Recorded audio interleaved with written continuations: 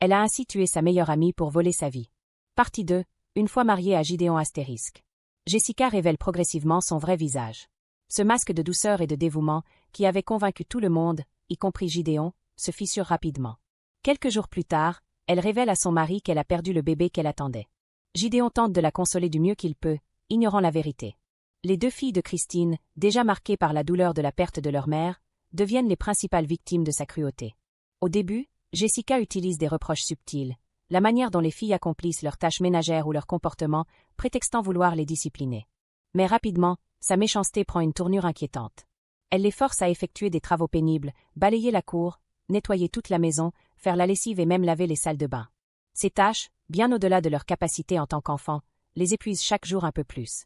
Bien que la famille possède une voiture, Jessica refuse de les emmener à l'école. Les filles doivent parcourir de longues distances à pied, souvent sous un soleil brûlant ou une pluie battante.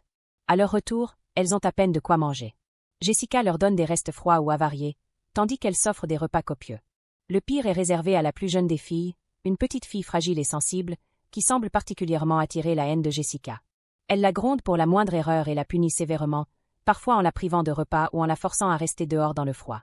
La petite fille, déjà meurtrie par la perte de sa mère, semble dépérir de jour en jour sous ce traitement cruel. Jessica accuse les enfants de se plaindre inutilement et les menace de représailles s'ils osent parler à leur père. Lors de ses rares retours à la maison, Gideon remarque que ses filles paraissent plus silencieuses et craintives. Mais Jessica parvient toujours à détourner son attention. Elle joue le rôle de la parfaite épouse, prétendant prendre soin des enfants comme s'ils étaient les siens. Un jour pourtant, la plus jeune fille, affaiblie par des mois de malnutrition et de mauvais traitements, tombe gravement malade. Jessica, consciente que cela pourrait attirer les soupçons, évite de prévenir Gideon ou de chercher de l'aide. Elle prétend que l'enfant fait semblant pour échapper aux tâches ménagères. La situation empire rapidement. Une nuit, alors que la petite peine à respirer, Jessica reste insensible. Le matin, elle rend son dernier souffle, seule dans son lit. Sa mort provoque un choc terrible. En apprenant la nouvelle à son retour, Gideon est anéanti.